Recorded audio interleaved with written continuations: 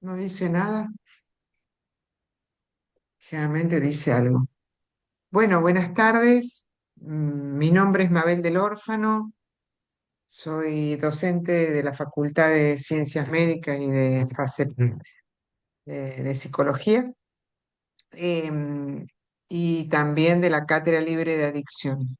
La Cátedra Libre de Adicciones fue creada hace varios años atrás por el doctor Bonorino y el doctor Stein, por iniciativa de ellos dos, para poder tener un espacio universitario y tocar este tema tan sensible para la sociedad.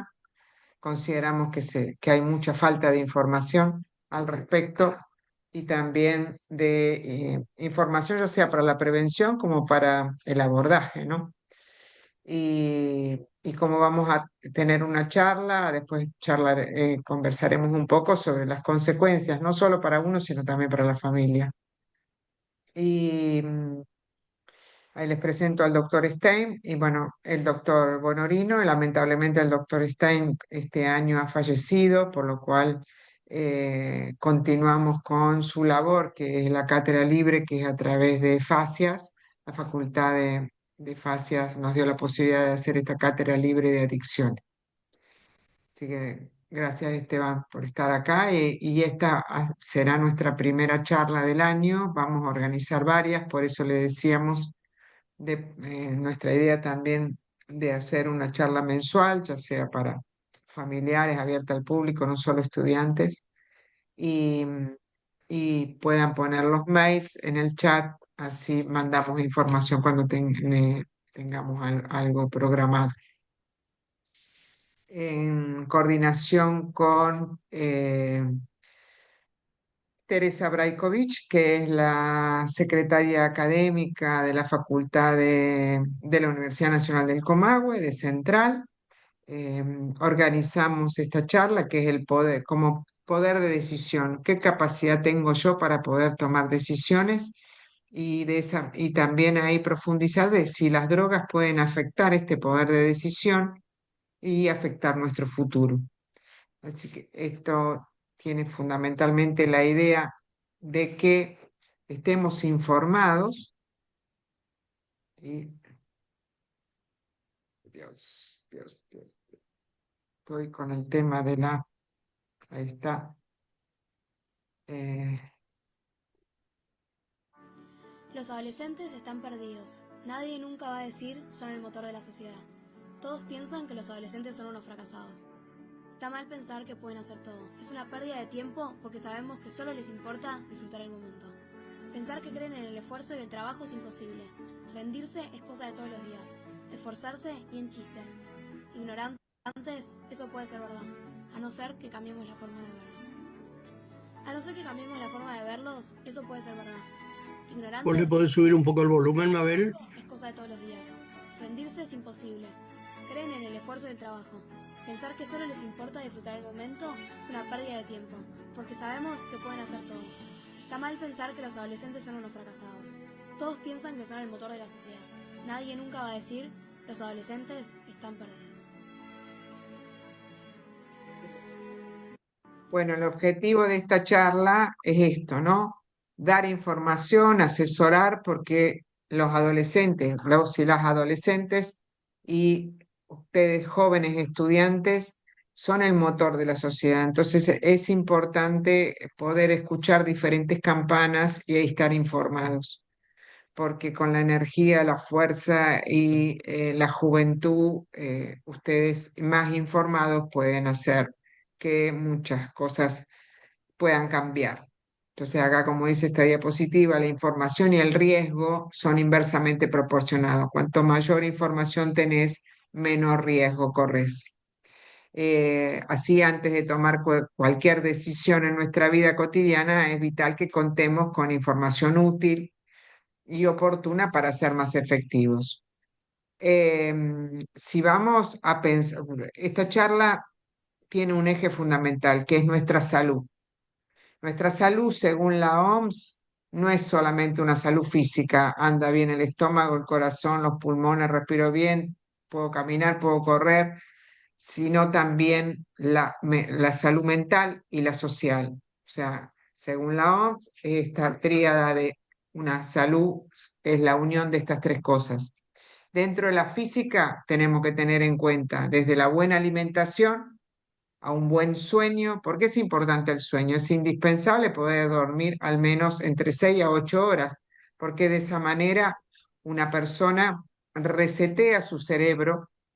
Todo lo que va aprendiendo en el día o va viviendo en el día, en la noche lo va reseteando: esto no sirve, esto no me interesa, esto me lo olvido y esto lo memorizo porque sí. Entonces, si no voy, si todos los días me sobrecargo con todo lo que veo, lo miro, todos los estímulos que me entran a través de la red, a través de la facultad, a través de los compañeros, a través de la familia, a través de todo, y no podemos hacer un filtro, una limpieza, terminamos explotando. Después de 3 noches sin dormir nos podemos volver locos más o menos. Por eso es importante el sueño, y en eso no tener los celulares en la mesa de luz, tenerlos lejos, que no nos molesten los ruidos o la temperatura, y poder dormir bien, garantizar un buen sueño.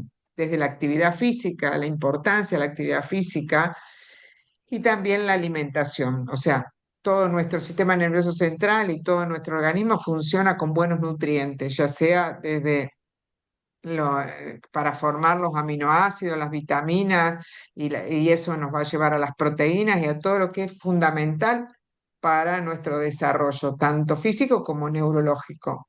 Nos encontramos en muchas situaciones que a veces hay una debilidad mental por falta de olla, ¿no? Por no haberse podido alimentar bien, sobre todo en los primeros años.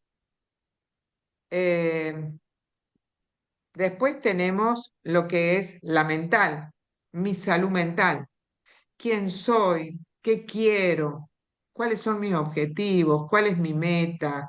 ¿Para dónde voy? Eso es importante en mi salud mental. O sea, que todo lo que a mí me gusta y deseo sea coherente con mis actos. Eso me lleva a tener una buena autoestima. Quise esto a principio de año, lo pude cumplir. La meta de ustedes de poder empezar una carrera, de tener este objetivo, y eso parece muchísimo: 6 años, 5 años, 4 años, pero después dice, no, es una cosa a la vez, una materia a la vez, una cursada a la vez, y de a poquito eso hace que vayamos yendo por el camino que nos propusimos, que viene desde la motivación.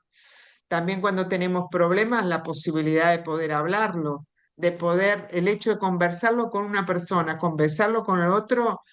Me pasó a mí el domingo que tuve un problema y estuve todo el día remuginando y me daba vuelta en la cabeza, no podía. Entonces lo hablé con uno, lo hablé con otro, y después se me pasó, porque cada uno me daba su opinión y algunos hasta se me reían de que eso no era un problema. Así que la verdad que me ayudó para poder retomar el sueño después de 2 días. Y después está lo social, la importancia de lo social en cuanto a somos personas que nacimos para la sociedad, para estar en sociedad. Por eso ustedes han visto que en la pandemia se padeció muchísimo el hecho de no poder tener, muchos ancianos, muchas personas que no podían salir de sus casas, tuvieron mucha depresión, muchos casos de enfermarse más también, porque el hecho de que uno esté deprimido bajan las defensas y con más facilidad me enfermo. Formar parte de un equipo. Me gustó esta experiencia. Miren que, por ejemplo, en Senegal, en algunos lugares de África, eh, no, tengo una cosa de los que ingresan.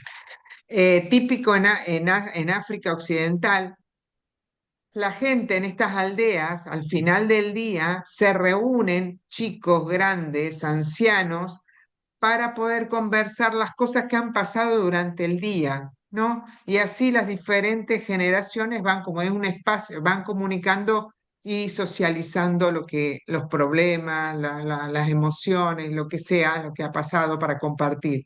Entonces, es un espacio social sin infraestructura construida, donde el entorno natural cumple una función central en la vida colectiva.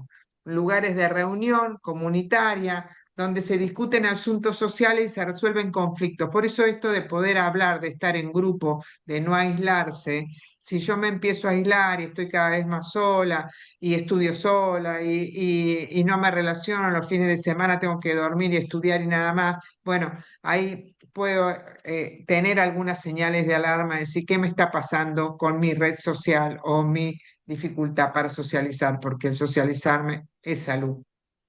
En esto, como les decía, la buena alimentación, ¿para qué? Para los aminoácidos, las vitaminas, para poder nutrir nuestro sistema nervioso central.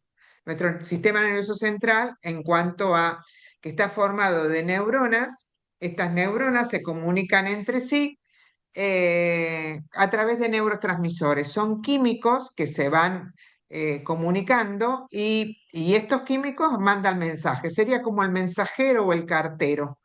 Y todos estos químicos se llaman neurotransmisores, hay diferentes tipos, dopamina, glutamato, serotonina, noradrenalina, GABA. Cada uno de estos tiene una función. La dopamina está relacionado con el proceso del pensamiento, tiene el proceso del pensamiento y también del placer y del bienestar. El glutamato tiene que ver con la memoria, la serotonina tiene que ver con el estado de ánimo, la noradrenalina con los grados con los grados de ansiedad, del estrés. Se desencadena o se libera o tiene mayor cantidad cuando uno está en situación de estrés y tiene que correr, se siente amenazada o en una situación de enfrentar, situación de mucho estrés, ahí se libera más. El GABA es como nuestro ribotril endógeno, o sea, la meditación, todas las actividades que a mí me relajan, aumenta el GABA. La acetilcolina tiene que ver con la relajación de los músculos, o sea, en nuestro organismo, como me dijo mi hija, dicen, somos por pura química entonces, y más o menos, ¿no? O sea, el equilibrio de todas estas sustancias nos mantiene una buena salud mental. Cuando hay un desequilibrio de esto, empiezan a haber problemas y ahora lo vamos a ir viendo. También este sistema nervioso central, cuanto más estimulado es, mayor, o sea, cuanto más desafíos y y más situaciones para poder abordar y conflictos y problemas y eso, y los voy resolviendo, más ramificaciones va teniendo este cerebro, que yo siempre lo asocio como un árbol bien frondoso, y de esa manera puedo tener más variables y más posibilidades de encontrar una solución en diferentes ramas porque estoy bien estimulado y bueno, eh, se va formando mi personalidad. Porque cada uno de nosotros somos únicos en cómo nacimos en el temperamento, o sea, qué temperamento es heredado de mi papá, de mi mamá, soy igualito a tu madre, eso es heredado, o sea, cómo soy en cuanto a la búsqueda de la novedad, o sea, voy a buscando desafíos y otros dicen, no, me quedo tranquilo en casa, no me meto en tantos desafíos, o sea, a algunos les gusta andar en moto a 150 kilómetros por hora y otros dicen, no, mira, a mí déjame en casa, yo no tengo muchas ganas y estoy bien con la computadora. Otro necesita el reconocimiento del otro, entonces está haciendo cosas permanentes para tener el reconocimiento y otro dice, no lo necesito. O sea, otros dicen, no, acá hay un quilombo, lo meto debajo de la almohada, debajo de la alfombra y otros dicen, no, tengo que ir a resolverlo y lo tengo que enfrentar. O sea, cada uno tiene sus diferentes tipos de temperamento. El carácter es lo que voy aprendiendo con el tiempo. En la escuela, en casa, en la escuela, toda la educación, en el club, todo se va formando el carácter. Y el carácter se va formando la capacidad de poder relacionarme con los demás y trabajar en equipo, la espiritualidad en cuanto a lo trascendente, cuánto quiero trascender, cuál es mi función en la vida y después cada uno le pone el Dios que estuvo en su cultura o que eligió. Después están todas las influencias socioculturales, la sociedad es diferente en la zona del Alto Valle, la sociedad, como es diferente en la zona del norte, como es diferente en otro país, o sea, también las influencias socioculturales van formando mi personalidad.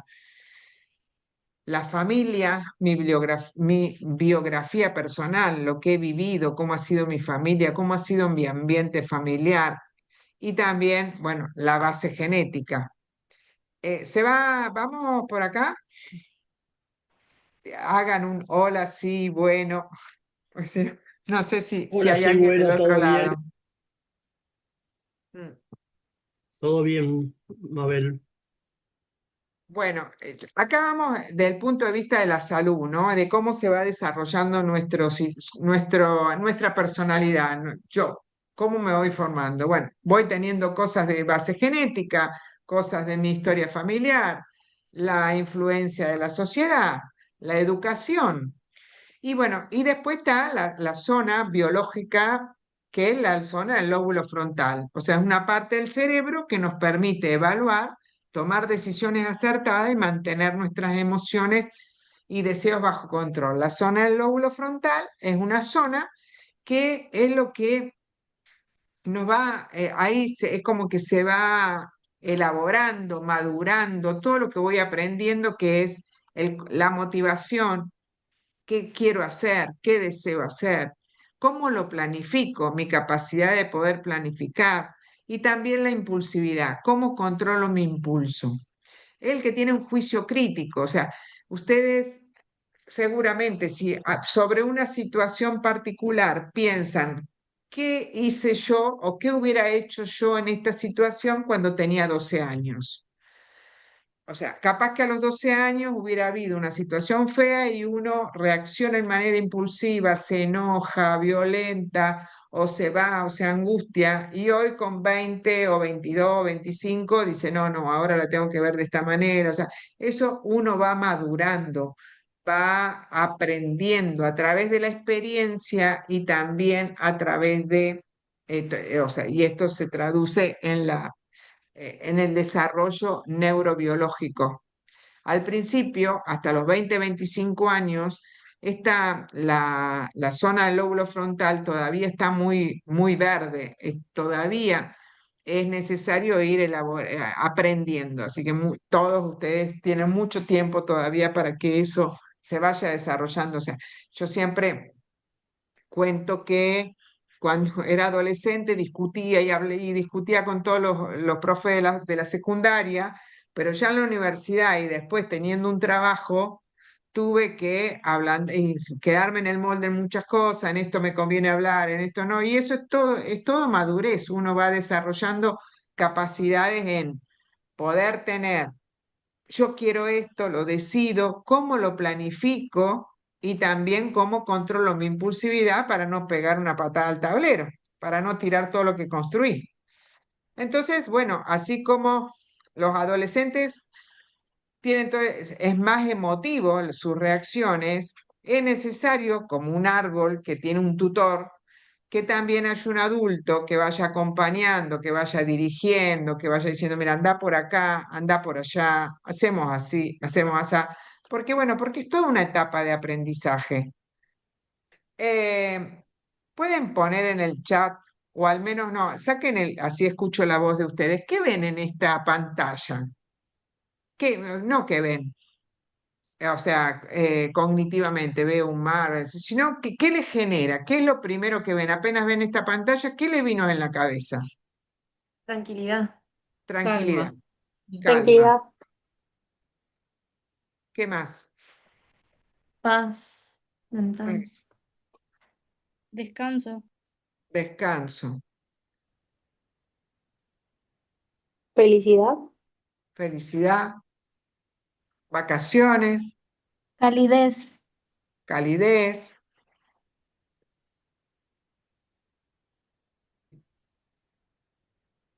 ¿A vos, Esteban, no te hace ver un velero ahí y salir ya a navegar?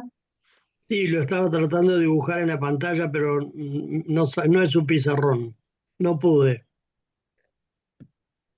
Bueno, en realidad, cuando vemos una imagen, una situación, lo mismo como la charla de ahora, muchos de ustedes, cada uno va a percibir cosas diferentes, porque cuando uno vive una situación, tiene un montón de filtros que pasar a su corteza cerebral, porque van en bien, o sea, ¿cuál es la influencia del contexto? ¿Cuál es la experiencia pasada? O sea, todo lo que me dijeron tranquilidad, paz, calidez, es porque evidentemente han estado ahí, lo han vivido, la conciencia de la situación, el conocimiento, ya lo conocían al mar, nadie dijo, la verdad que no sé qué es porque nunca fui, o lo que es una cosa así. Los sentimientos, o sea, todo lo que vemos y vivimos pasa por un montón de filtros que tiene que ver con nuestra vida, con lo que hemos aprendido. Entonces, yo observo una situación, la selecciono, le doy un significado, hago asunciones, obtengo conclusiones, adopto creencias y tomo una acción. Y eso está en base a que no vemos las cosas como son, las vemos como somos. O sea, se entiende que de lo que charlamos hoy, muchas cosas van a ser interpretadas o pensadas, o cada uno va a tomar algo diferente. Entonces tengan en cuenta muchas veces en situaciones difíciles de poder escuchar todas las campanas, porque yo dije esto, pero ¿por qué se me enojaron? Si yo quise decir esto, entonces hay que preguntar, ¿qué le pasó al otro? ¿Qué percibió el otro? ¿Qué sintió el otro? Entonces, o cosas así, lo que yo percibí de lo que me dijo es realmente lo que me quiso decir. Por eso la importancia también de la comunicación, porque lo que yo sentí tiene que ver con lo que dijo, con lo que hay, o lo que yo viví. ¿No? A veces, no, porque este me va a joder, este no, este seguro que me estafa, o sea, pero ¿por qué? O sea, ¿por qué lo veo esto? O sea, por qué tuve una mala experiencia? ¿Qué es lo que me hace pensar? Entonces, no vemos las cosas como son, sino como la vemos como somos. Y en esto vamos al tema de todo este tema de la salud mental y del desarrollo, de quién soy, cómo soy, etcétera. Bueno, el tema de hoy es cómo el consumo de drogas me pueden ir activando o me pueden modificar o no toda esta salud mental o mi poder de decisión. Que el hecho de que la salud mental no sea que soy feliz siempre, porque en la salud mental no hay nada, o sea, en general, no, así como en las finanzas, no hay nada que vaya así, que vaya en su vida. ¿Me veo yo en la imagen? No, solo la de la diapositiva. Te ves, Dice, te ves. O sea, en la Dice, vida tenemos todos altibajos. Un día está bueno, mañana, hoy me levanté mal, esto no me salió, me dijeron que no había pagado la luz, me pasó esto, la profe cambió el horario del examen y al día siguiente me sale bien esto, sale bien esto. O sea, la vida es así. Lo importante es que después uno cuando haga todo el mes diga, bueno, en promedio nos sostenemos o vamos mejorando, ¿no? Eh, y si tenemos problemas, bueno, decir, bueno, ¿cómo lo miro del lado de decir, che, este problema, ¿para qué me sirvió? ¿Qué aprendí de este problema? ¿Para qué? No, o sea, no tanto por qué me pasa esto, sino para qué, para qué. Empezar a preguntarse esto. Entonces, siempre me queda algo. ¿Para qué me vino esto? ¿Para qué me pasó esto? Entonces, siempre saco algo positivo que quedarme con el por qué, y me doy látigo como culpabilidad, o sea, como víctima, ¿no? Si lo pregunto como ¿para qué? Tiene otra acción, otra actitud. Con el tema de los consumos de sustancias o del riesgo de adicciones, tenemos factores de riesgo y factores de protección, ¿no? Y los factores de riesgo son varios en la vida, en el contexto social, no es una cuestión personal. Pero sí esto, o sea, no todos los que se inscriben a la universidad se reciben, esto lo escuché de un profesor, así como no todos los que consumen drogas se hacen adictos, pero que están inscritos en la carrera, están en las carreras. Entonces, de tener cuidado de estas cosas, yo tenía esto, que es como cuando uno es unas vías del subterráneo, que uno toma el tren en la primera, el subte en la primera estación y después llega a la última estación, que sería tipo la última estación, ¿no? La, sí, la última, el Capolinia, la última estación. O sea, no quiere decir que si uno toma el tren en la primera estación, sí o sí va a llegar a la última en esa misma línea. Puede cambiar en un montón de otras líneas, se puede bajar, puede tener varios, así como diciendo, bueno, el que toma la primera estación empezó a consumir la primera vez y si llega a la última estación ya es adicto. No, porque se puede bajar en diferentes lugares, se puede encontrar con diferentes situaciones que puede hacer que cambie de dirección. Y eso, los factores de riesgo y los factores de protección tienen que ver con la persona, o sea, la gestación, cómo fue la gestación, cómo fue la genética de padres, madres, abuelos, tíos que tengan consumo problemático, que sean adictos, el temperamento de uno. A mí esto no me va a hacer nada, yo voy a afrontar porque esto no me va a hacer nada, y voy a seguir para adelante porque a mí no me hace nada, un temperamento de aventurero o aventurera, y después corro el riesgo de hacerme daño sin darme cuenta. El tema de las normas, las pautas, los cuidados, fui cuidada, no fui cuidada, fui maltratada, fui abusada, fui violada, ¿qué pasó en mi vida, no? También todo eso tiene que ver para ver qué posibilidades hay ¿cómo? Que siga a la próxima estación o no. El contexto social, hoy nos encontramos, a diferencia de otros momentos, o sea, el tema del individuo y el tema de la familia estuvieron toda la vida en la historia del hombre, pero hoy sabemos que hay una mayor prevalencia de consumo. ¿Y qué es lo que ha cambiado? El contexto social, la moda, la naturalización del consumo, las normativas, los reglamentos y el consumismo como un mercado. Más allá de que hoy a nivel individual hay una situación de mayor padecimiento mental, mayores trastornos de ansiedad, mayores trastornos del humor, depresión. Para tener en cuenta que lo que hablaba recién de la gestación, las primeras 12 semanas del embarazo, se desarrolla el sistema nervioso central, por lo cual las 12 semanas son los 3 meses. Yo más o menos vengo a saber que estoy embarazada como al mes y medio. Si yo vengo consumiendo alcohol, bueno, al mes y medio dejo de tomar alcohol porque me dijeron que hace mal para el embarazo. Antes no se sabía eso, pero en el caso de la marihuana, que tiene un depósito de más tiempo en el sistema nervioso central, en el organismo, dura como un mes prácticamente en el organismo, corro el riesgo de que los primeros 3 meses esté con la sustancia dando vuelta todavía y eso vaya afectando el sistema nervioso, el desarrollo del bebé. Acá hay una experiencia, no sé si ven, no se ve muy bien, pero para contarles que en Córdoba se les pasó, juntaron las mamás que no tomaban nada de alcohol y las mamás que tomaban un poquito de alcohol, poquito tomaban alcohol, y a los bebés, cuando nacieron, se les acercó un algodoncito con olor a alcohol a nivel nasal, y los que estaban habituados, los que no estaban habituados al alcohol, hicieron una mueca de desagrado y no les gustó.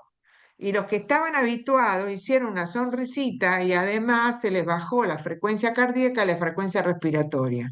Se ve que el alcohol era algo familiar que venían sintiendo en la panza. Por lo cual, bueno, decir, bueno, ¿qué riesgo puede haber que cuando ellos tengan 13, 14 u 11, depende del contexto social, que digan, no, mirá, no podés tomar hasta los 18, vamos a empezar a tomar antes, corra más el riesgo de abusar de alcohol porque sus receptores están más familiarizados.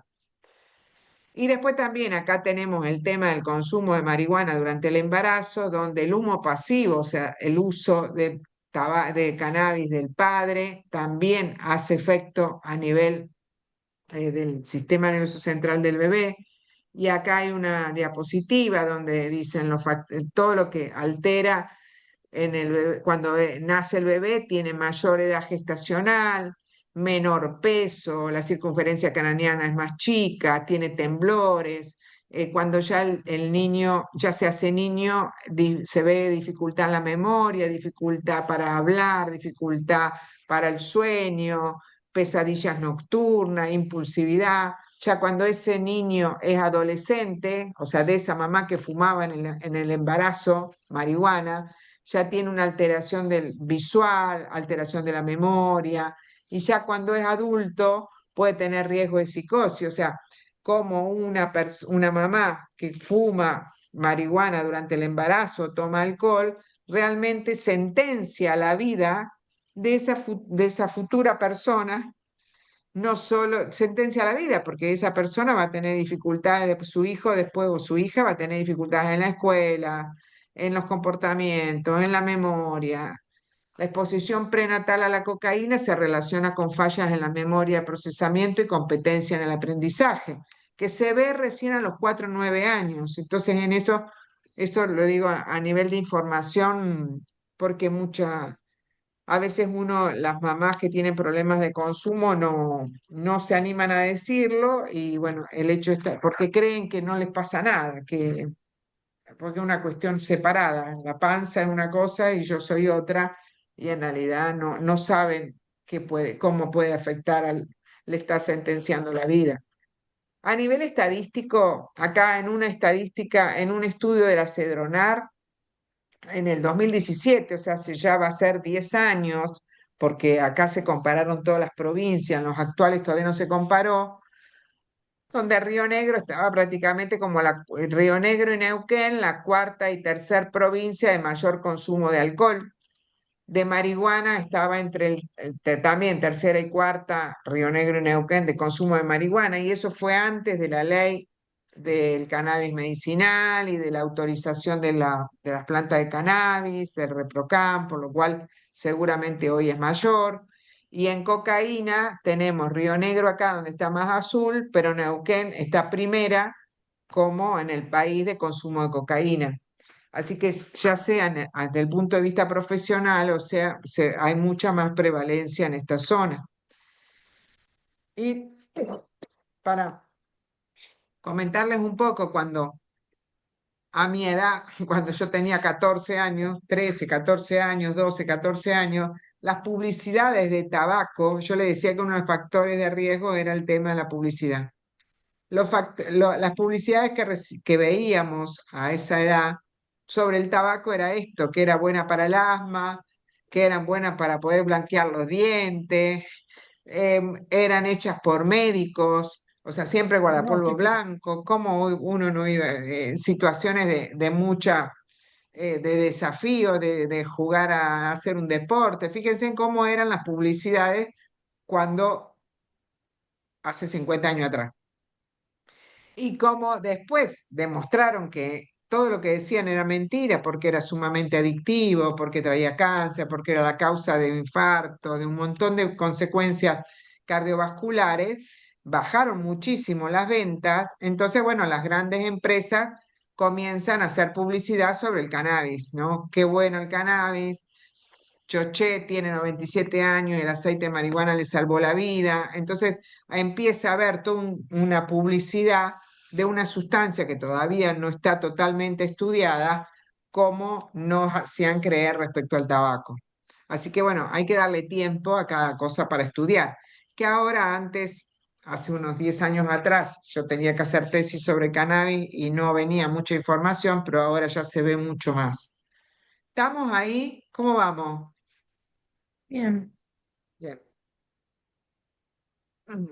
Bueno, eh, bien, ¿qué bien, pasa? ¿Eh? bien. ¿Se entiende? ¿Está muy aburrido? ¿Vamos?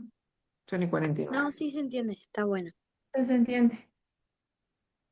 Bueno, resulta que eh, acá hay un experimento con respecto a ver el tema de los consumos de sustancia, de una ratita, o sea, en realidad de un sector del sistema nervioso central, donde a esta ratita se le puso un electrodo en la cabeza y cada vez que tocaba esa palanca le daba una descarga eléctrica. Y esta ratita se la pasó todo el día tocando la palanca, porque se ve que le gustaba. Y no comía y no tomó, no se hidrató, nada. Y bueno, y resulta que esa palanca tocaba ahí donde está ese cuadrito más azul, que es tocar ahí en un centro que se llama centro de recompensa. Cuando estimulaba esa zona de la cumbres, se eleva la dopamina.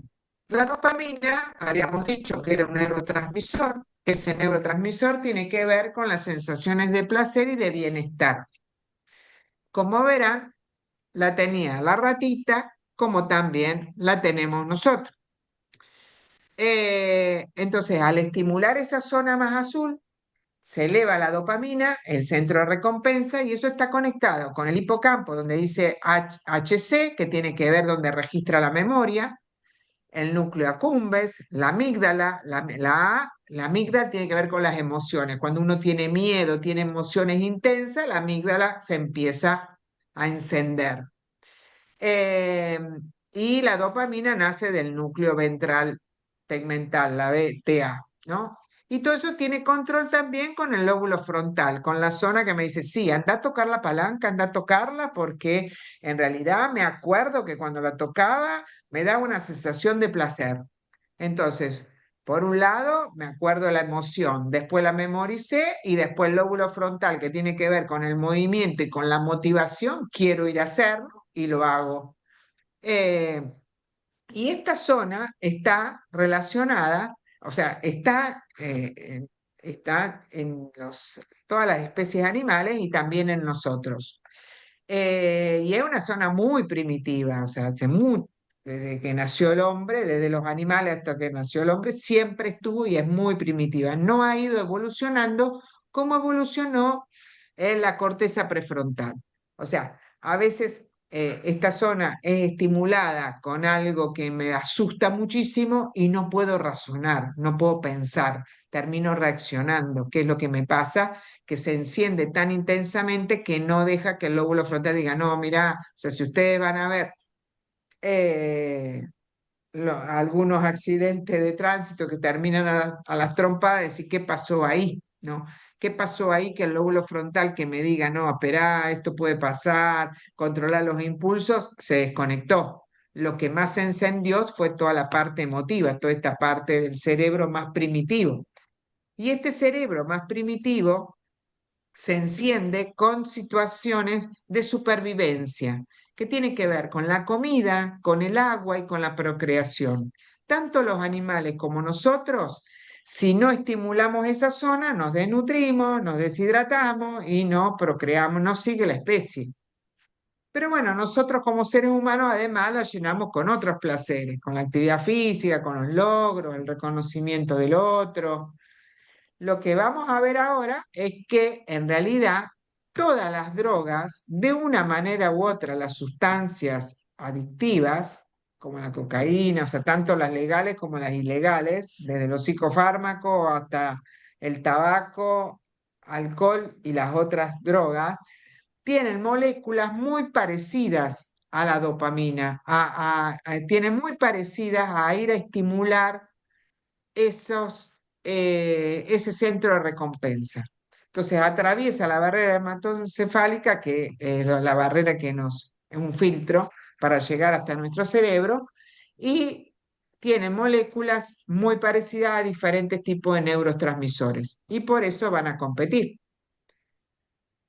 Tenemos desde las drogas, como decíamos hace un rato, las legales como las ilegales, desde los medicamentos hasta el tabaco, hasta también lo principal y la puerta de entrada ha sido siempre el alcohol, pero tenemos también las otras que son comportamentales. O sea, a mí me da placer estar acá dándole unas charlas a ustedes para poder darle información y eso me estimula para que después podamos organizar otra y bueno, y capaz que dejo de prestar atención a mis hijas o dejo de prestar atención a otras cosas porque me interesa hacer. Entonces, también las cosas que tienen que ver con lo comportamental y que dan placer, corremos el riesgo que si mis hijas se han ido a estudiar a otro lado, estoy sola en mi casa, me termine desbordando de trabajo en manera adictiva sin pensar bien en mi sueño y estresándome diciendo debería disfrutar de otras cosas. O las compras, o el juego de azar, ¿no? Que también, el gimnasio, que también esos son riesgosos. Y los mecanismos químicos son muy parecidos eh, pasa exactamente lo mismo. Así que bueno, acá teníamos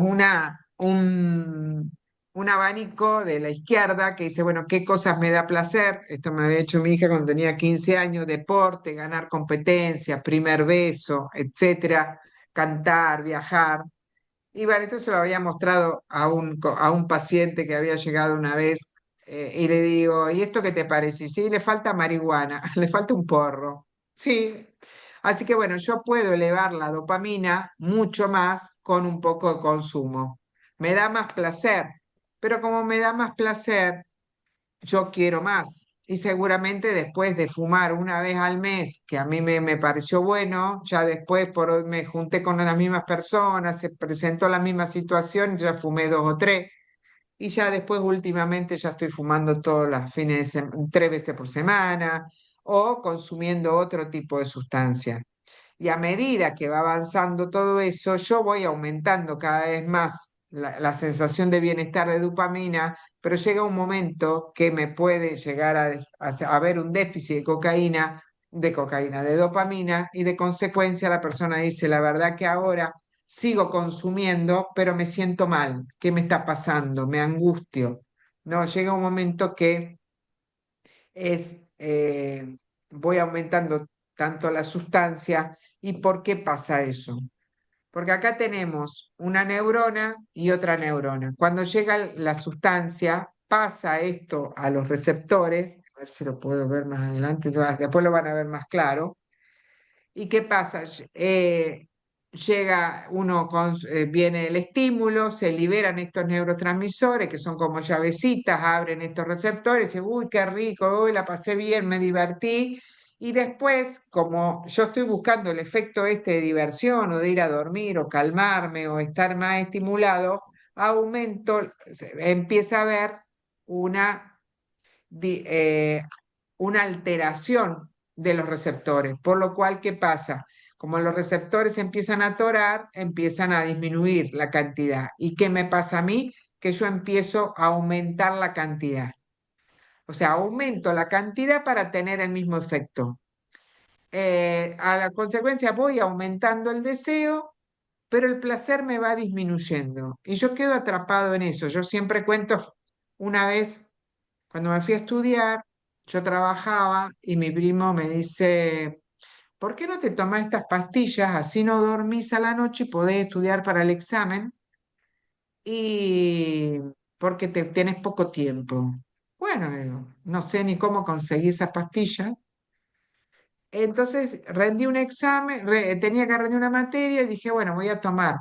Tomo una, estuve toda la noche estudiando. A las 5 de la mañana me sentí una languidez increíble y dije, no, me voy a dormir porque así por lo menos descanso un poco, pero mi cabeza estaba funcionando a mí. Ya el segundo examen que tenía que rendir hice lo mismo y ya el tercero a las 12 de la noche me dormí. Yo dije, no, al final tomo la pastilla, me levanto con esa languidez y lo mismo me fui a dormir a las 12. A este punto no la tomo más. Estudiando todo este tema de la tolerancia, me di cuenta que el organismo necesita dormir, por lo cual yo le voy poniendo una pastilla para que no duerma, se va acostumbrando y llega un momento que me dice, no, vos tenés que dormir lo mismo. Entonces, yo ahí en ese caso, si no quería no quería dormir, ¿qué hubiera hecho? Hubiera aumentado la dosis. Entonces, uno termina aumentando la dosis o la cantidad de lo que está consumiendo para tener el mismo efecto. ¿Se entiende? Eso se llama tolerancia. Para tener este resultado, yo tengo que ir aumentando cada vez más porque se va haciendo, el cerebro se va adaptando y se va defendiendo para que yo no le ponga algo tóxico que dice, no, se va haciendo cada vez una coraza más grande y yo le pongo la cosa cada vez más fuerte para que pueda conseguir lo que yo quiero. Pero eso es un arma de doble filo, porque cuando lo quiero interrumpir porque no tengo examen, siempre digo, ¿qué me iluminó para decir no lo hago más? Porque si no, hoy no estaría dando esta clase, si no estaría en un neuropsiquiátrico. ¿Qué me iluminó? Y bueno, si yo hubiera seguido, va siendo que no hay más conexión porque se empieza a memorizar de que esa sustancia la necesito, entonces y ya la necesito como en cuestión de sobrevivencia, la necesito sí o sí, y después me empiezo a asustar si no la tengo. Entonces al principio El consumo empieza como un refuerzo positivo. Qué bueno, búsqueda de placer. Es impulsivo, es por la dopamina. Pero ya después que me voy acostumbrando, ya después lo termino haciendo para arrancar normal, porque tengo terror de no tenerla. Tengo terror de sentirme mal. Y ahí ya está la glutamina, que es el glutamatergio, que es otro sistema de neurotransmisores. Por lo cual, por cuestiones químicas, se va haciendo este desbalance, que ya después me acuerdo siempre cuando estaba con el doctor Bonorino en un grupo, un paciente decía, no, porque yo me levanto a la mañana con un temblor y con un vasito de vino santo remedio. O sea, ese temblor es el síndrome de abstinencia. Eh, y con el consumo es para estar normal. Ya acá vemos que hay una desconexión entre lo que yo pienso, esto me está haciendo mal, esto no me deja levantarme temprano, esto no me deja, al final estudié para el examen y no me presenté, al final no me entra nada de lo que estudio. Entonces, porque ya empieza a haber alteración y donde ya dejó de ser un placer, ya consumo para estar normal. Entonces, las drogas, de una manera u otra, las sustancias, van interfiriendo con nuestros neurotransmisores, con nuestra propia química. Y eso también, yo les hablaba hace un rato, de cómo eh, empezaba, o sea, se iba desarrollando el lóbulo frontal se va desarrollando y va madurando, y termina de madurar como a los 25 años. Entonces, es diferente que una persona empiece a consumir a los 30 a que empiece a consumir a los 14. Porque a los 14 te encontrás, que yo siempre cuento que es como a una persona, a un chiquito que está iniciando a caminar, le pongo un andador, cuando empieza a caminar, el chiquito se golpea, se da la frente contra contra la mesa, se cae, etcétera, porque todo eso forma parte de la experiencia y va aprendiendo dónde están los objetos. Si yo le pongo un andador, va a andar bárbaro, no se va a golpear con nada, pero si se lo saco a los 5 años, no va a poder subirse una bicicleta ni correr hasta la esquina. En el periodo de la adolescencia, uno va desarrollando su madurez, su personalidad, cómo resuelvo los problemas. Tuve un problema, mi novio me dejó, mis padres se separaron, mi abuela se murió, tuve todos estos problemas, cómo voy resolviendo y llorando todo esto y voy aprendiendo de esto. Y eso es más o menos como el andador. Si yo le pongo droga, no, fumate un porro así no estás tan triste, no, vamos a tomar algo así se te pasa esto y poder reírte de cualquier cosa y no afrontar, y me voy escondiendo esos problemas. Le digo por experiencia que cuando las personas se han ido a internar donde yo trabajaba, a los 25, a los 30 años, a los 40, empiezan a llorar los lutos de la abuela o del luto que tuvo cuando empezó a consumir, ¿no? Porque tuve esta persona muy importante que falleció cuando yo tenía 13. ¿Empezaste a consumir? Sí. Bueno, entonces coincide, empieza, o sea, lo que no se elabora y no se llora, lo terminás haciendo a largo plazo. Y cuanto más consumo le pones, más lo escondes debajo de la alfombra y en algún momento sale. ¿Cómo estamos con el tiempo? Eh, ¿Cómo vamos? Son hace una hora. Eh,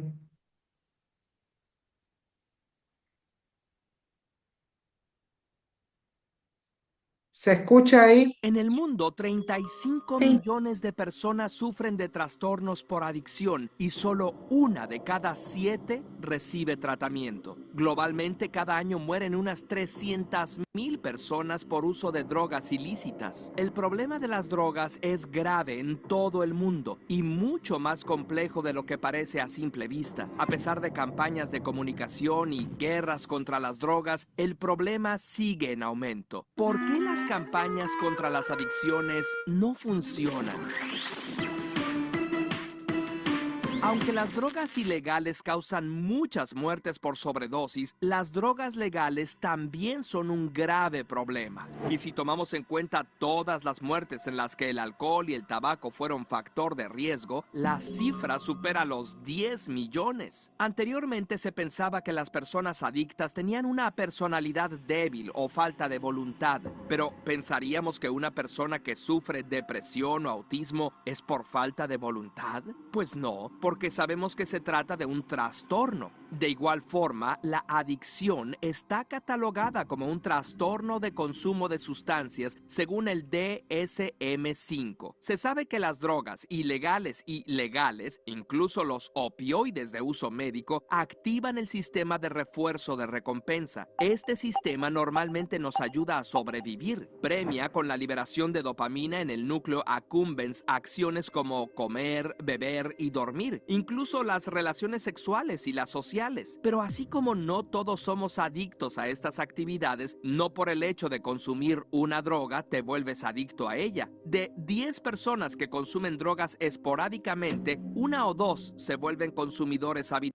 Accesible es. También depende de la persona. Si una persona es muy ansiosa, es más probable que se vuelva adicta a la marihuana o al Xanax que a la cocaína. Si bien la dependencia a sustancias es un trastorno, algunos rasgos en la personalidad y estados emocionales pueden contribuir a que una persona se vuelva adicta, pero no hay un rasgo o un estado emocional universal. Cada persona y circunstancia es diferente. Lo que sí se ha visto es una alta comorbilidad. La depresión, la ansiedad, el déficit de atención y el trastorno de estrés postraumático pueden propiciar el abuso de sustancias. La edad es un factor de riesgo crucial. Cuando somos adolescentes, el sistema de recompensa madura antes que nuestro sistema de evaluación de riesgos. Esto hace que el sistema de recompensa tenga mucho más poder al momento de tomar una decisión, y por eso los adolescentes suelen actuar de manera impulsiva y arriesgada sin considerar las consecuencias.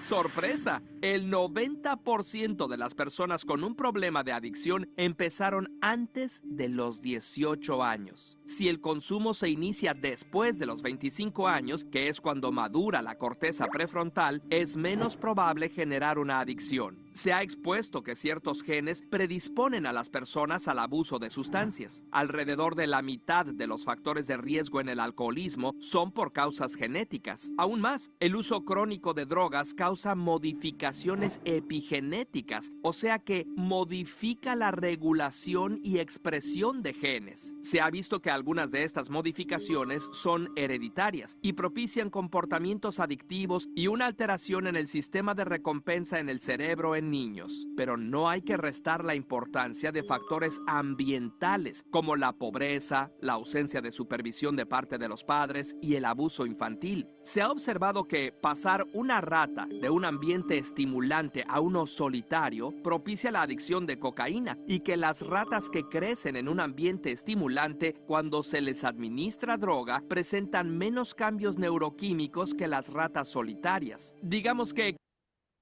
crecer en un ambiente propicio las hace más resistentes a las adicciones. Así, podemos...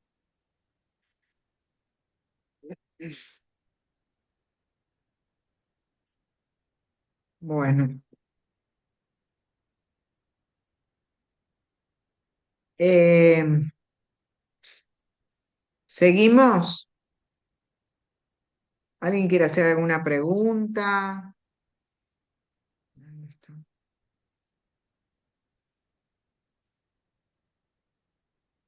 No. No. No. Bueno, ¿sigo? Así vamos Sí. terminando. Bueno, eh, ahora les quiero un poco hablar de alguna sustancia en particular, que es el tema del alcohol, por ejemplo, ¿no? Que se vea que tomar alcohol no es normal, puede ser un problema. Eh, a veces uno dice, ¿qué es mucho? ¿Que toma alcohol? Sí, doctora, lo normal. ¿Y qué es lo normal? Entonces, Les quería comentar, o sea, más o menos esta imagen, que cada recipiente, si ven acá, tengo este recipiente, ¿lo ven? Tengo Sí. este de whisky, la de cerveza, la de whisky. Estos son las cositas de coñac o de bebidas tipo limonchelo. Me faltará el vasito de vino. Y bueno, ¿por qué son diferentes tamaños estos recipientes? Porque depende de la graduación alcohólica que tiene la bebida. La cerveza tiene menor graduación alcohólica que el vino, por eso es más grande el vaso, o el vaso de vino que es más chico, porque tiene 12, 13 de graduación alcohólica contra 4, 5 que puede tener la cerveza, gramos de alcohol por litro. Y las bebidas tipo Fernet, las aguardientes, whisky, tienen 40, la medida sería esto, o sea, más o menos así, que son 50 centímetros cúbicos, y eso se considera porque tienen 40 gramos de alcohol, o sea, si yo le pongo este vaso que de cerveza lleno y solamente este poquito, tiene la misma graduación de alcohol. Esto de cerveza es mayor cantidad porque tiene menor alcohol. Y esto, como es una bebida blanca, en realidad es granadina. Después, si no, después me lo tomo cuando termino la clase. Esto es menor cantidad y tiene la misma cantidad de alcohol que esto, que es son 300 centímetros cúbicos. Cada uno de estos se llama un trago, es un trago donde tiene más o menos entre 8 a 10 gramos de alcohol. Este trago yo lo tomo, así me tomo todo esto, y más o menos me da una graduación alcohólica en sangre, si tengo que soplar o me sacan la sangre, de una graduación alcohólica de al menos 0,2 gramos de alcohol en sangre. Y cuando yo lo ingiero, pasa por el estómago, si hay comida mejor, porque así se disuelve, si tomo otras cosas sin alcohol mejor, y más o menos tarda 1 hora, casi 2, en disolverse para que después me dé 0,0. O sea que si ustedes salen y van a tomar algo, tengan en preciso, toman la cerveza, pero después se toman un par de vasos más sin alcohol y después de 1 hora o 2 les da 0,0 para metabolizar. Para tener mayor seguridad de no estar cortando un clavo, es mejor no tomar nada o tomar la cerveza sin alcohol que está ahora. Si vamos a pensar en lo normal, en las mujeres, hombres y mujeres menores de 65, no más de 4 tragos en el día, que pueden ser tanto el almuerzo como la noche. Cuando es todo junto, se tarda más en disolver y el hígado hace más esfuerzo. Y en las mujeres, 3 tragos. Las mujeres tenemos menos capacidad de disolver el alcohol. Por eso, elige mejor bebidas de menor contenido alcohólico, como el vino o la cerveza, limita el consumo de alcohol con el estómago vacío, atención a la mezcla de alcohol y fármacos, no superar la capacidad del hígado de metabolizar alcohol, aproximadamente 5 o 6 gramos por hora, lo que decía, un vaso de vino en 2 horas, y donde las mujeres nos emborrachamos más fácil que los varones. Y fíjense en que con el consumo continuado en el tiempo, una persona con problemas de alcohol, un alcohólico, una alcohólica, o sea, con un trastorno de consumo adictivo de alcohol, fíjense en cómo este estudio neurológico donde se le inyecta una sustancia para ver qué capacidad de oxígeno, glucosa y de mayor metabolización tiene en el control respecto a la persona con problemas de alcoholismo, donde tantas luces se han apagado, ¿no? O sea, no funciona bien su capacidad neurológica.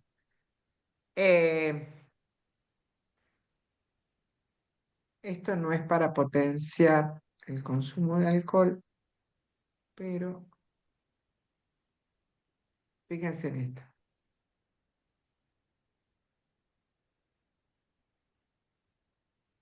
a un grupo bajo los efectos del cannabis y en otra habitación a un grupo completamente ebrio. Lo que ocurre en el interior revela cómo cada sustancia transforma el comportamiento humano. En la habitación 1, el ambiente es de relajación absoluta. El grupo habla con calma, todos se ríen y su mayor preocupación es qué van a cenar. Esto ocurre porque el componente de la planta relaja la amígdala, que es la parte del cerebro encargada de procesar el miedo y la ira. En este estado, el sistema de agresión está desactivado. Simplemente no existe interés en el conflicto. En la habitación 2, la situación es una bomba de tiempo. Al principio hay fiesta y risas, pero pronto el alcohol empieza a apagar la corteza prefrontal, el freno natural de tus impulsos. Sin ese control, cualquier mirada o comentario mal interpretado se convierte en una chispa. El alcohol elimina la parte del cerebro que te dice detente, liberando una agresividad sin filtros. Mientras un cuarto termina en paz pidiendo comida, el otro tiene un riesgo altísimo de terminar en tragedia. Las estadísticas muestran que el alcohol está involucrado en casi el 40% de los crímenes violentos a nivel mundial, mientras que el otro grupo rara vez genera violencia.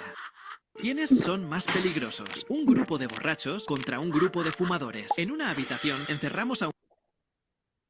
Esto no es para potenciar, decir, bueno, somos más tranquilos, vamos Disculpe, no se vio el video, solo ¿No se se escuchó. vio? No se No, veía la imagen, pero lo importante era el mensaje. sí, sí, Bueno, sí, pero ahora avísenme con tiempo porque voy a poner otras. ¿Eh? Eh, la comparación, a ver si se ve esta.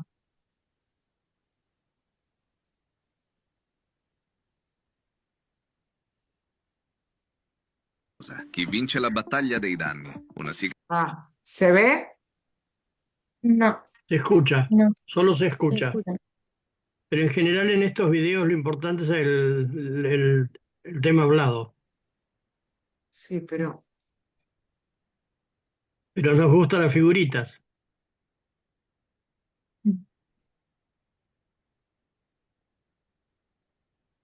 ¿por qué será? Hace un rato sí se veía. Marijuana o sigaretta? Qual è più dannosa? Chi ¿No vince la se battaglia? ve ahí? ¿No? No, No, solo se escucha. Vamos a ver.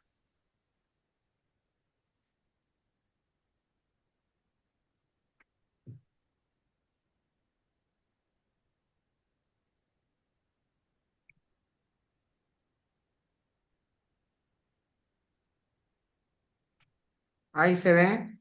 Ahí se ve. sí, Sí, sí. Ok. Em, pero ahí yo voy a poner en el chat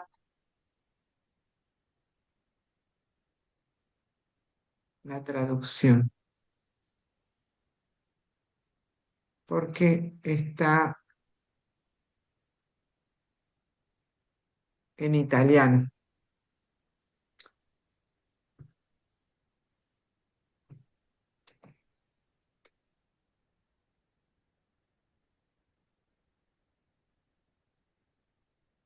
¿Se puso algo? No, No. en el chat. Bueno, ahí dice que está en italiano y se habla de qué es más dañina, si el cigarrillo o el cannabis.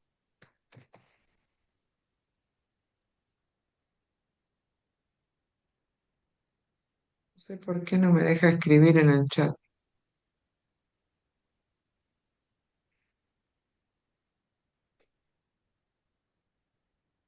No me deja escribir en el chat.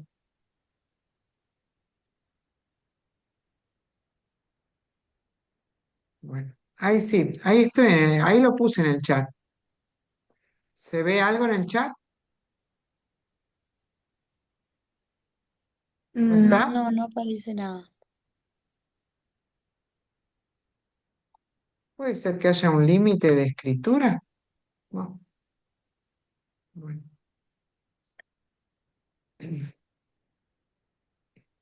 No creo. Mm. A ver si se ve ahí. Marijuana o sigaretta? Qual è più dannosa? Chi vince la battaglia dei danni? Una sigaretta industriale o uno spinello naturale? La fisica dei fluidi ti dà una risposta brutale. Il fumo del tabacco passa attraverso un filtro che raffredda l'aria, ma inietta ammoniaca e catrame lavorato. Il fumo dell'erba entra senza filtro, a 800 gradi, bruciando le ciglia della gola per impatto termico diretto. Trattenendo il fumo verde, si deposita nei polmoni una quantità di catrame 3 volte superiore rispetto a quella di una rapida boccata di tabacco. Questa resina densa blocca i sacchi d'aria molto più rapidamente, creando uno strato appiccicoso difficile da pulire. Ma la sigaretta è un killer silenzioso nel tuo sangue. Il monossido di carbonio ruba il tuo ossigeno vitale. Mentre la nicotina contrae le arterie indurendole, il THC fa schizzare il tuo battito cardiaco, forzando la macchina. Uno ti cuoce chimicamente a lungo termine, l'altro ti brucia fisicamente, proprio ora. Se dovessi scegliere un modo per andare in paradiso, quale dei due sceglieresti? ¿Se vio? Sí, se vio. Acá después hablamos de...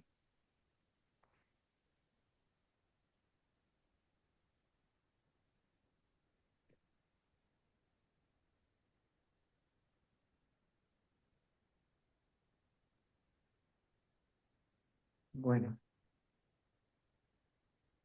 de esta otra, este otro video che también è interessante. Sappi che potresti rovinare più di una serata. Potresti far perdere un bambino a tua moglie o alla tua compagna. Non hanno scherzo, fratello. Uno studio dell'Università di Boston ha seguito uomini che si facevano 1 o 2 canne a settimana. E i risultati Canne e sono stati porro. un calcio nei coglioni.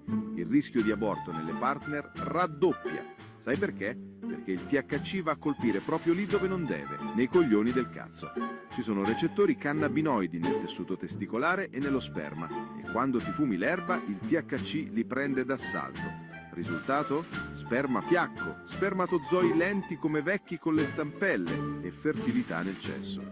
Le donne che hanno perso il bambino per colpa di questa merda spesso intorno alla 6ª settimana. Non è solo una teoria, è una botta del cazzo alla realtà. Non ti sto dicendo di smettere di vivere, ma se vuoi essere padre e non un coglione fumato, pensaci 2 volte prima di accenderti la prossima. Seguimi. El imperio, pero la marihuana no te permite construirlo. Vuelve a escucharla. Te voy a decir una frase que cuando la escuché me explotó la cabeza. Y dice, la cocaína es capaz de destruir el imperio, pero la marihuana no te permite construirlo.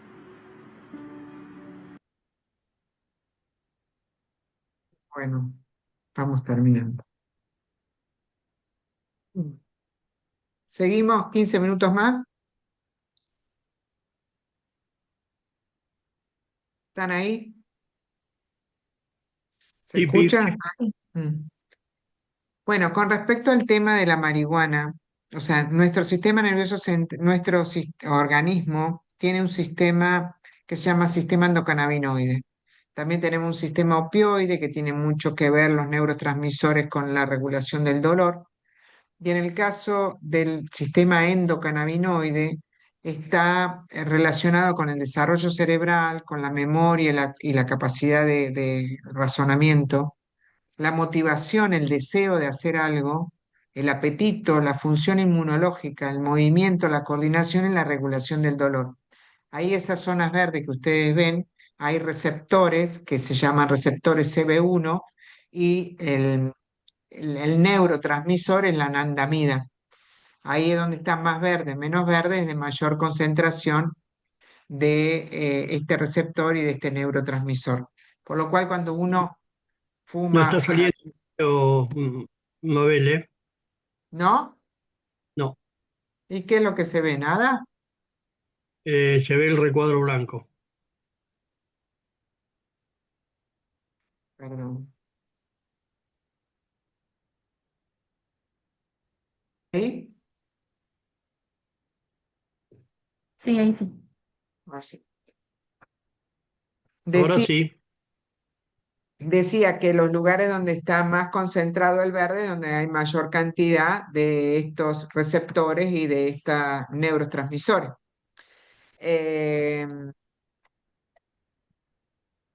¿Qué ¿qué pasa? Que el THC, que es una de las 400 moléculas que está en la planta de cannabis, se asemeja muchísimo a la anandamida y va a competir con, con mi propio neurotransmisor. Entonces, si mi sistema endocannabinoide tiene que ver con desarrollo cerebral, con la memoria, con la capacidad de arrancar, con el sistema de recompensa, con el apetito, con la motivación de lo que quiero hacer, y también con la función inmunológica, el hecho de ponerle esta sustancia que viene de afuera a través de los cigarrillos de marihuana, bueno, va a competir en estos lugares, como vieron recién el video, que dice, bueno, la marihuana, la cocaína te destruye un imperio y la marihuana no te lo deja construir nunca, porque te va poniendo bastones en la rueda en cuanto a la motivación y al concretar cosas. El tema también, a diferencia de muchos años atrás, dado que el THC, que es una de las moléculas que tiene una función recreativa, de distensión, como veíamos el otro video, de que estaban en la habitación riéndose tranquilos, es el THC. Y el THC, en la época de los Beatles, tantos años atrás, tenía una concentración como más o menos la graduación alcohólica de una cerveza.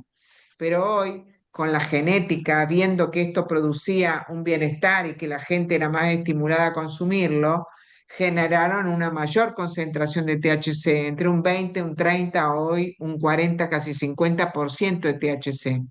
La mayoría de las plantas, sobre todo el autocultivo, a no ser que haya algunas semillas diferentes que son más genéticamente tratadas, donde no tengan THC, pero la gran mayoría tiene grandes concentraciones de THC. Por lo cual, si voy incorporando tanto THC en mi sistema nervioso central, va afectando mi capacidad para razonar, para memorizar. Esta imagen, las zonas violetas son las zonas de menos circulación sanguínea, menos metabolismo, menos capacidad de razonamiento.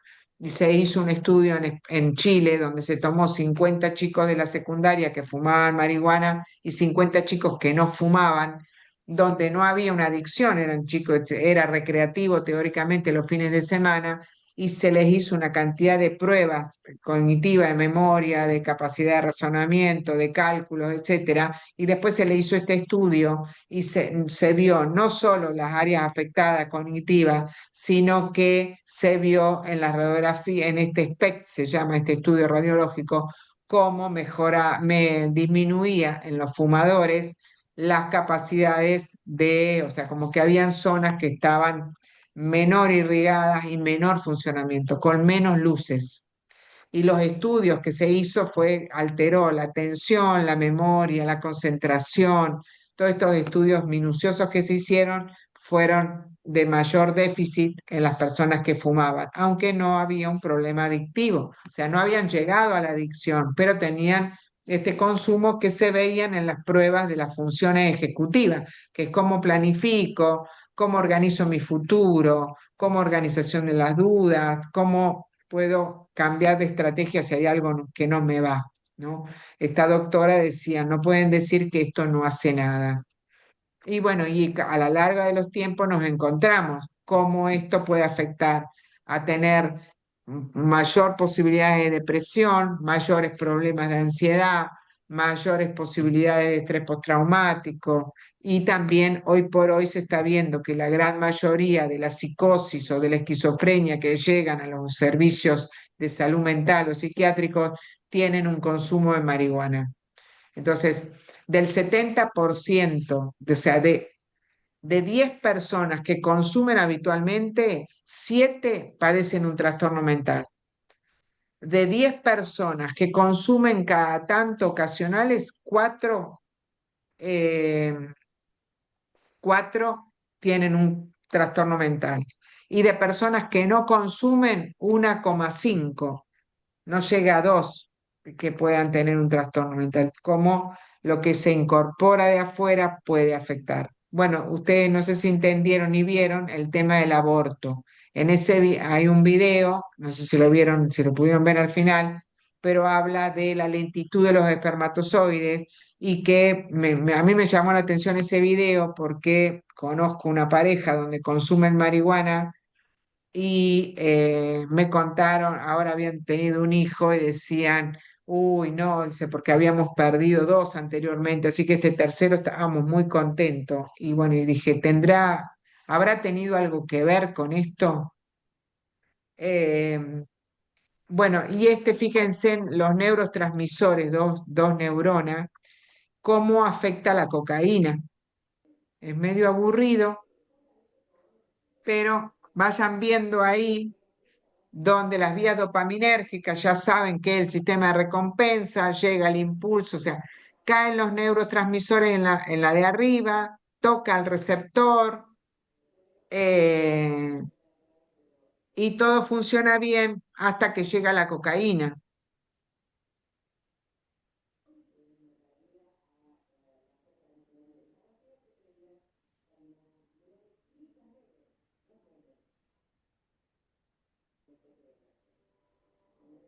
Fíjense en cómo la cocaína va obturando la neurona de arriba para que quede mucho tiempo los neurotransmisores tocando los receptores de abajo y así uno tiene una sensación más arriba de excitación, de felicidad o de agilidad, etcétera.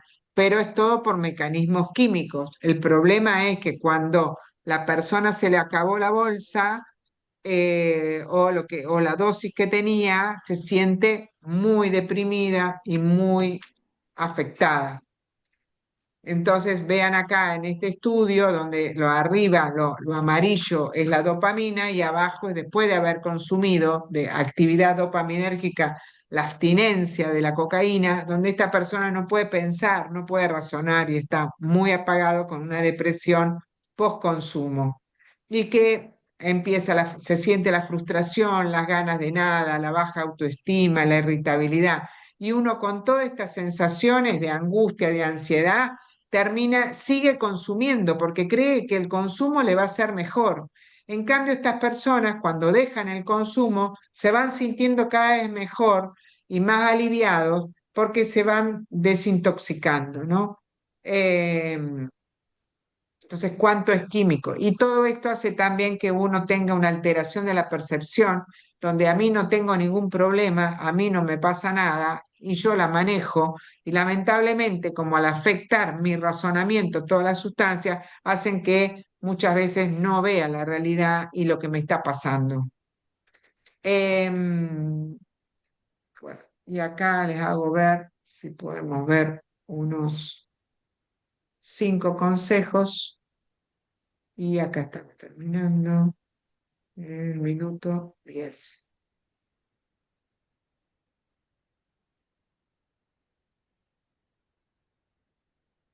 ¿Se ve la imagen? No, no se ve. Terminar No, ese no, proceso. Solamente el Ahora puedes título. hacerlo online y No se ve. Hace un rato habíamos aprendido de cómo se veía.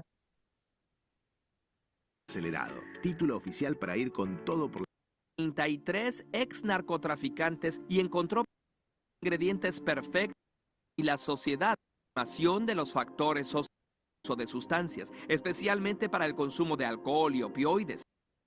A ver si lo logramos ver ahora.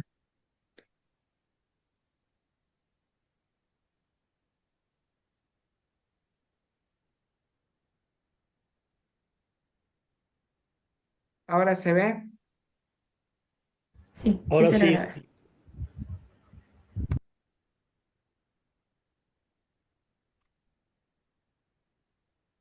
Es vital que cualquier tratamiento farmacológico vaya acompañado de algún tipo de terapia, porque eso te ayuda a generar un locus interno de control y a lidiar con los factores externos que sin duda son difíciles. Si tienes un trastorno por abuso de sustancias, la Universidad de Harvard da estos 5 consejos. 1. Define una fecha para comenzar y terminar tu proceso. 2. Elimina de tu entorno cualquier objeto o persona que incentive tu consumo. 3. Busca ocuparte en actividades significativas. 4. Analiza tus intentos fallidos. La mitad de los intentos suele fallar y eso puede ser una gran desmotivación, pero no significa que no sea posible. 5. Crea una red de soporte. Involucrar a la familia y personas cercanas es de gran ayuda. A veces, solo se necesita una persona que empatice y confíe en que puedes salir de esto. Si tienes un problema de abuso de sustancias o algún familiar o ser querido lo tiene, te incentivamos a buscar acompañamiento y ayuda profesional. Aunque en América Latina las políticas públicas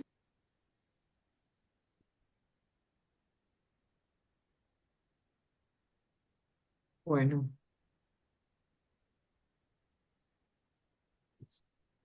Fíjense esta diapositiva.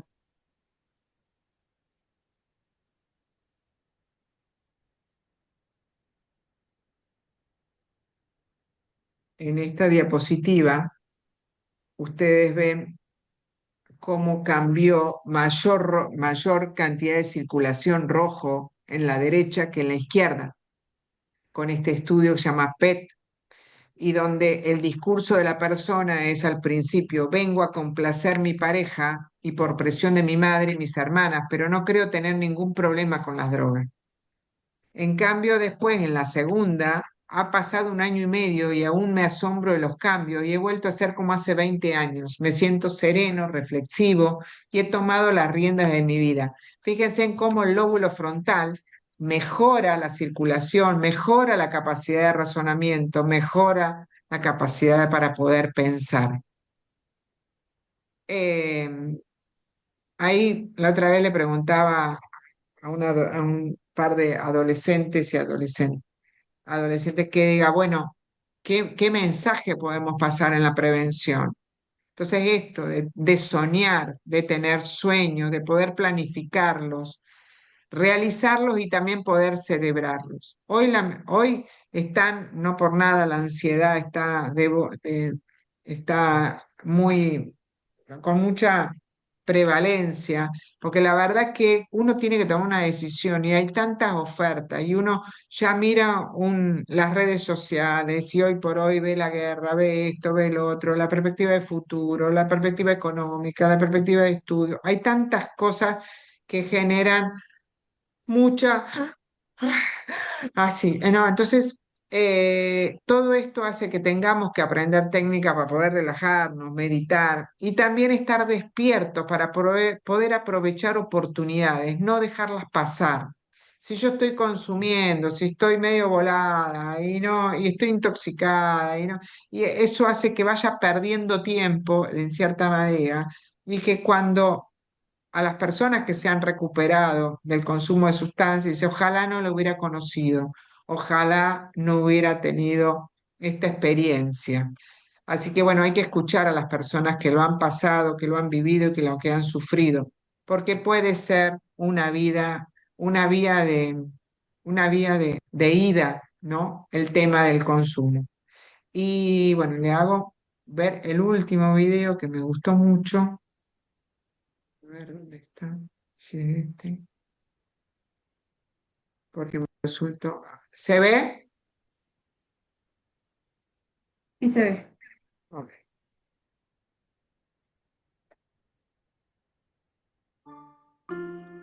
En el estoicismo hay una manera de entender la vida muy pragmática que nos puede venir muy bien en el siglo XXI como consejo a la hora de enfocar nuestro día a día. Epicteto decía que toda persona debería de comenzar planteándose lo siguiente para tomar buenas decisiones.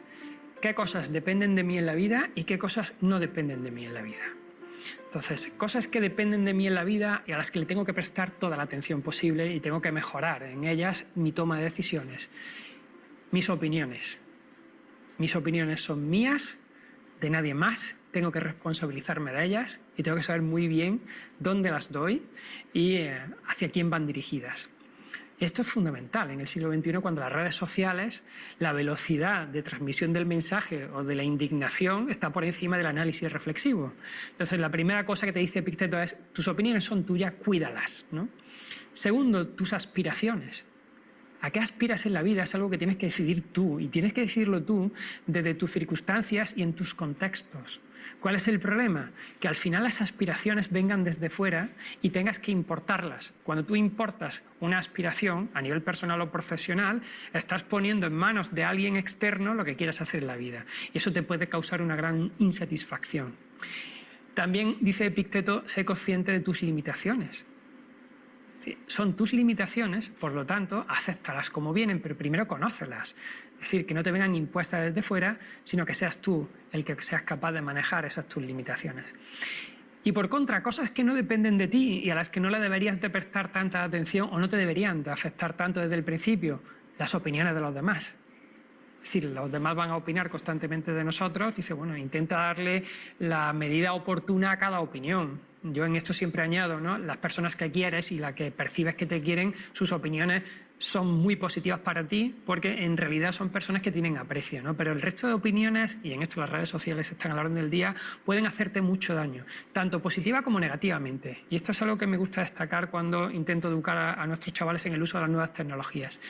Si te vienes muy arriba cuando recibes muchos likes, si le das mucha importancia cuando las redes sociales te están encumbrando, a la primera crítica que venga también le darás importancia. Segunda cosa que no depende de ti, dice Epicteto, los afectos de los demás. Es decir, no puedes empeñarte en que te quieran ni en que gustes a todo el mundo. Así es que intenta buscar una identidad, pero no intentes que los demás tengan unas emociones hacia ti que tú consideras oportunas o no. Y la tercera cosa, que creo que también es fundamental, que una persona tiene que tener en cuenta que no depende de ella, son los logros de los demás. Es decir, hacia donde los demás vayan y lo que consigan no dependen de ti, así es que no dejes que te afecte, y si además son amigos, alégrate por ellos. Pero no te obsesiones con igualar los logros de los demás, sino pon una meta en torno a ti y no en torno al otro. Entonces, desde esa perspectiva, yo creo que la filosofía, cuando te vas a la parte pragmática, cuando te vas a las enseñanzas del día a día, puede ser un elemento maravilloso para el pensamiento crítico. Y en esta línea de ejemplo de pensamiento crítico, hay uno muy interesante que en el siglo XXI creo que debería de ser casi obligatorio en las escuelas de periodismo, pero también a nivel educativo en secundaria, y es que el pensamiento crítico tendría que funcionar a la hora de entender los titulares de prensa que se suelen dar o los titulares de las noticias que en algunas ocasiones impactan esa parte emocional. Y es que el vuelco hacia el lado emocional que está surgiendo en los medios de comunicación es tan potente que está anulándose la capacidad primaria de razonamiento que deberíamos de tener nosotros. De modo que si yo consigo un titular sensacionalista, yo sé que voy a acudir directamente a tu emoción, o bien de felicidad o bien de indignación, y he conseguido anular tu parte racional. ¿Por qué? Porque he ido directamente a la emoción, ¿no? Esto ya lo sabían los romanos. Cuando en el año 80 el emperador Tito inaugura el Coliseo, lo hace porque, en primer lugar, consigue acabar la obra, ¿vale? Pero lo hace porque en el 79 había estallado el Vesubio y se había llevado por delante Pompeya y el Culano, y en el 80 un incendio asola un tercio de Roma, y encima una plaga, creemos que era la peste, se carga la otra parte. Entonces Tito ve que su reinado estaba a punto de claudicar y decide inaugurar el Coliseo, acelera la finalización del mismo y lo inaugura. Y da 100 días con sus mañanas y tardes de espectáculo gratuito para todo el pueblo de Roma. Y todos los días en los sótanos del Coliseo se hacían 1000 hogazas de pan y se repartían en los descansos a todo el público. A partir de ahí, cuando terminaron los espectáculos, el reinado de Tito permaneció sin ningún problema porque sabía que se había ganado al público a base de dos cosas muy sencillas, que es pan y circo, ¿no? Bueno, pues en el siglo XXI el pensamiento crítico tiene que estar teledirigido para darnos cuenta de que si no utilizamos esa capacidad de análisis de la realidad, al final se impone el circo y estás constantemente en una dinámica de entretenimiento que hace que no estés atento a lo que realmente hay de fondo. De ahí mi insistencia, ¿no?, mucho en que intentemos educar a la gente desde una perspectiva con un foco de apertura ancha, porque si olvidamos el contexto, al final, cuando descontextualizas, estás olvidando la verdad y la realidad.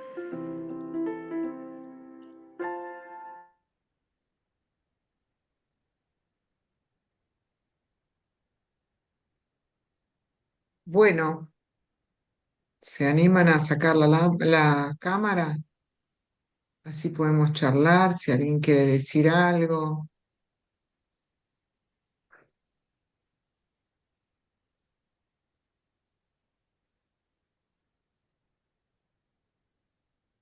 ¿Lo dejamos sin palabras o algún comentario?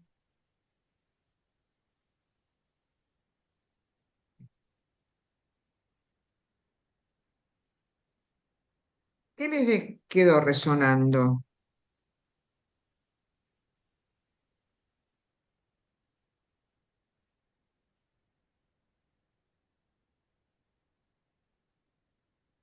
Chicos, háganme levantar un poco la dopamina, si no me voy deprimida, si no me dicen nada. Van a fortalecer mi no dormir hoy.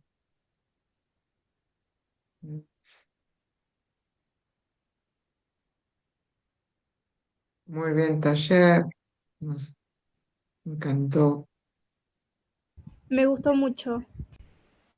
Gracias, Rocío. Todo muy bueno y muy completo y terminé de entender muchas cosas que antes no terminaba de entender. Buenísimo.